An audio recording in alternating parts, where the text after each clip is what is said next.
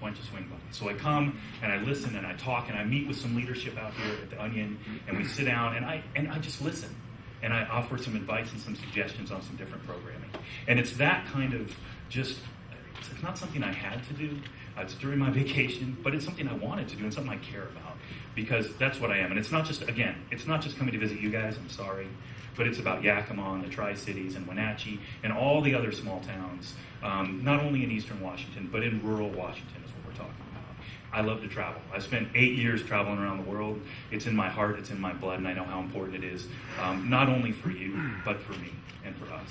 So, thanks.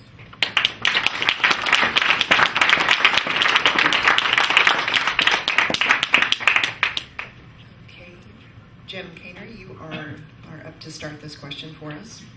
What will be your criteria for allocating resources to Spokane County and surrounding areas? And specifically, will you reinstate the paid staff party, the state party staff person for Eastern Washington? Specifically, will you reinstate the paid state party staff person? Say that 3 times fast. For Eastern Washington, based in Spokane.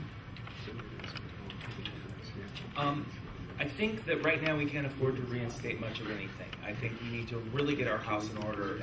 At the state party offices, we need to raise the money that we need to fuel our campaigns across the state. One of the facts that I find fascinating is in the last 8 years, the Washington State Democratic Party has fallen behind the state of Oregon, a state half of our size, in federal fundraising. So we're now raising less than a state half our size in the federal accounts. Federal accounts are critical if we want staff anywhere in the state. And that precipitous drop, we're now 22% below them, really hampers our ability to do anything outside of our office in Seattle. So I think as we're looking toward 2016, we will absolutely, without question, need to have staff in the 5th Congressional District, in the 4th Congressional District, in other places. We can't afford to now, but we will need to leading into the presidential election. But I think that's what I'd say about it. Thank you, and my apologies for mispronouncing your name. My apologies. Kainber.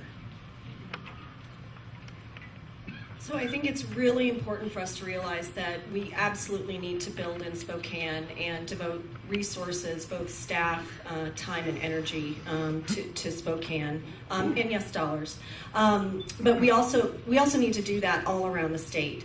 And so that's why I think it's so important that we actually build our systems and our infrastructure, a common web platform for all of our local district Democratic parties with one constituency management database, an online fundraising database that local parties can use, so we're not reinventing the wheel 1,800 times, and you all can spend your time and energy actually doing outreach and organizing on the ground.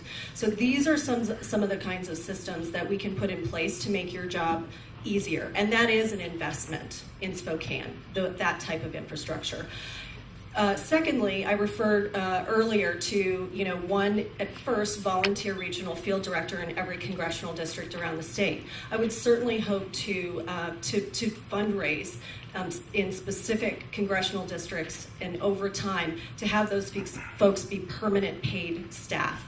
I think it is absolutely critical that we have someone who has a connection to the community, a connection to the local party, who is working to build the organizing capacity of our local parties on a full-time basis. I think we need to start on a volunteer level, but I would like to see us build further.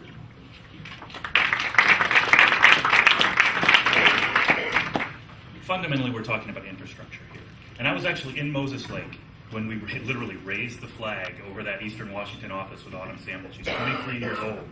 And it was a great concept, but to expect a young woman living in Moses Lake to be able to organize all of Eastern Washington, it was not, it could have been done more effectively.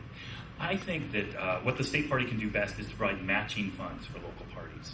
So maybe here in Spokane, a staffer is what you're looking for. What can we do to help you find somebody, like Trevor, to do the project he did in the 6th? Maybe in another place, it's just an office. They just want a place where they can meet. So if the state party can provide some matching funds so that they can get an office, so that frees up some funds so that they can hire somebody, whatever, what they want to do, right? We need to meet people where they are. We meet local parties where they are. And I think that is providing just a base fund base fund base. I would love to see offices. I mean, you've got one here. There's one in Yakima. I think Tri-Cities and Wenatchee definitely to serve as some regional resource hubs. And you talk about building out from Spokane. We need to start thinking, about developing those cities so that we can build out from those areas. But again, it's different in different places. We need to respect that. We need to listen to that. And definitely, if we're hiring, we need to think about hiring locally. We need to think about diversity. And we need to think about people who have experience and connections with some of our caucuses and communities, whether that's labor or environment or military families or vets. Wherever they come from, we need to think about hiring and engaging those people in the process. Time.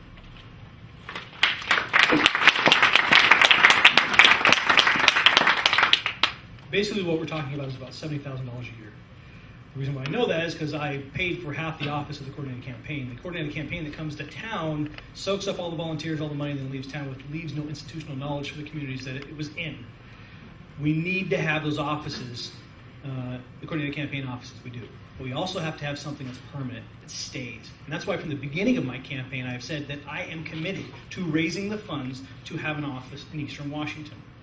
I think that it should be somebody that speaks Spanish, and their goal would be to implement this. We're talking about a massive voter registration drive in Eastern Washington, springboarding off of the Voter Registration Act, the DREAM Act, and the Trust Act, which would mean we're moving into Latino communities. So having someone that is there that can speak Spanish can move into those communities and organize groups for that voter registration drive, that get out the vote drive, is very, very important. It also gives us a rallying point for all of our issues statewide, a place for Democrats to gather, to get information. It builds a conduit between East and West. And instead of talking about how expensive it is, we need to have a candidate that will go out and find the money. I will find the money.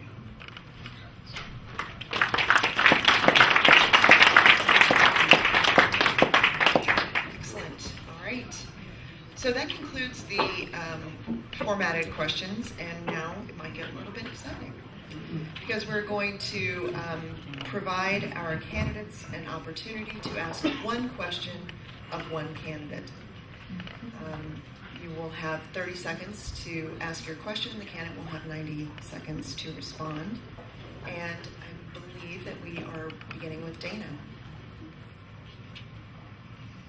This question is for Jaxson. Jaxson, we had this conversation actually before I announced, but would you be willing to stay on as staff at the state party, even in a period of transition? I'm out of here.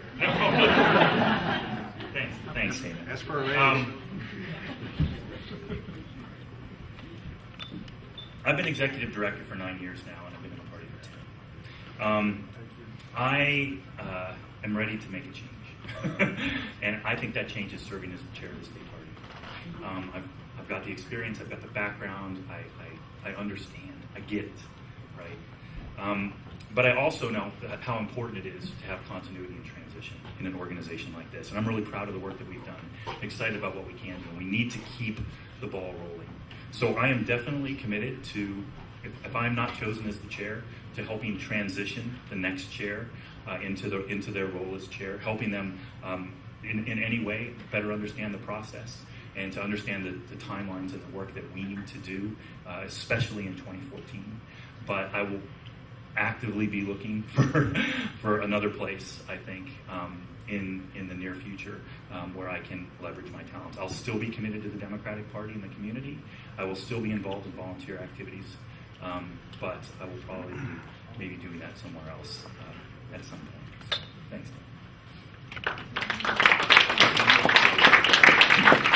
Jaxson, it's your opportunity. And Dana, I'll ask you a question.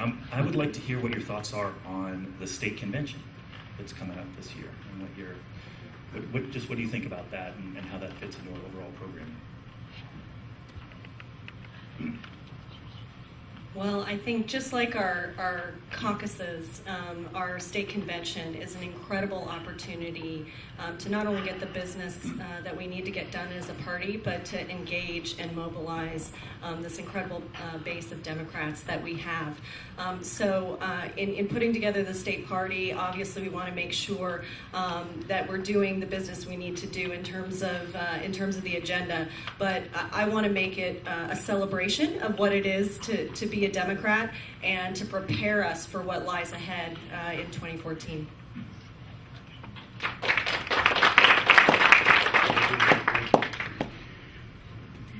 I'm sorry, brother, I love you, but...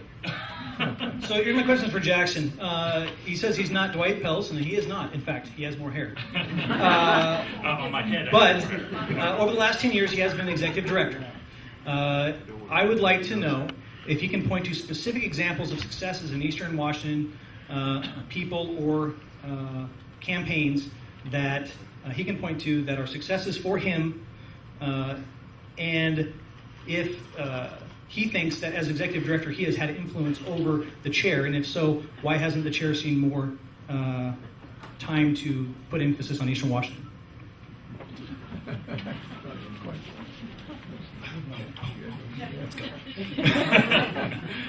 Thanks, Jay. Successes in Eastern Washington. So first of all, let me explain the current situation, the current roles between the chairs and the executive directors. And let me also say it's different in every state in the country. I know that because I've worked with other states and I see what happens. In this state, Dwight is a very strong chair. He does the communications, he does the policy and programmatic decisions. Those are his decisions. And trust me, Dwight is not happy about sharing the stage on a lot of that stuff. I know. Out of order! And one of the reasons that we work so well together is that we are very different personalities. My job as the executive director is to make sure that the policies and programs that the chair wants to institute, that they are done in the best way that they can be done, that they're done effectively, and that the services that the state party staff provides are good quality services, that we take care of our employees, and that we reflect the diversity in the state. I'm really proud of our state party staff right now. We have 7 people, African American, a Latino, Asian American, a GLBT, and it's a great diversity for a staff of 7.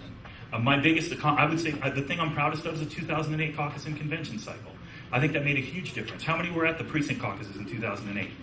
You know that we had a huge turnout. We had 240,000 people in this state turn out for those caucuses. I was the lead on making sure that worked. And I know it was crazy and I know it was chaotic, but what a great opportunity to bring a lot of new people into the party and develop leadership. So programmatically, I'm very proud of that. I don't take full responsibility of that because I couldn't have done it without everybody in this room and around the state. So, thanks.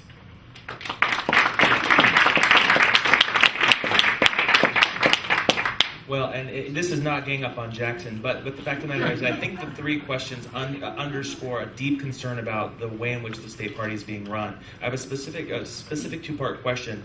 We spend $132,000 on outside consultants to fundraise, do messaging, and to do compliance. I'd like to know how you would address that, why you haven't brought people on staff to handle those things, and I'd also like to know why we pay an office manager $50,000 a year and no one answers the phone when you call the state committee office. Is that a question for me?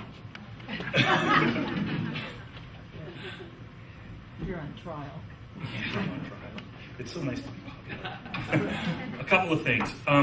Dwight made the decision about the phone calls. He came into my office and said, we're going to move it to a voice tree now. We have a small staff. I want people focused on what they're doing. And actually, our office manager does not make $50,000 a year. So, yeah, it's less than our office manager makes less than that. Actually, it's a part-time position too, because we have to be lean. You know, we got to be lean on that kind of stuff. The state party does hire several consultants in a couple of different areas. Again, that's a decision that Dwight made on how to spend our money. I know that funds have gone down, but they've gone down for everybody all the way around. We know how many fundraising emails did you get over the holidays? How many letters? Hundreds? Probably in this room we got 1 million altogether, right? You know, so the nature of fundraising has changed.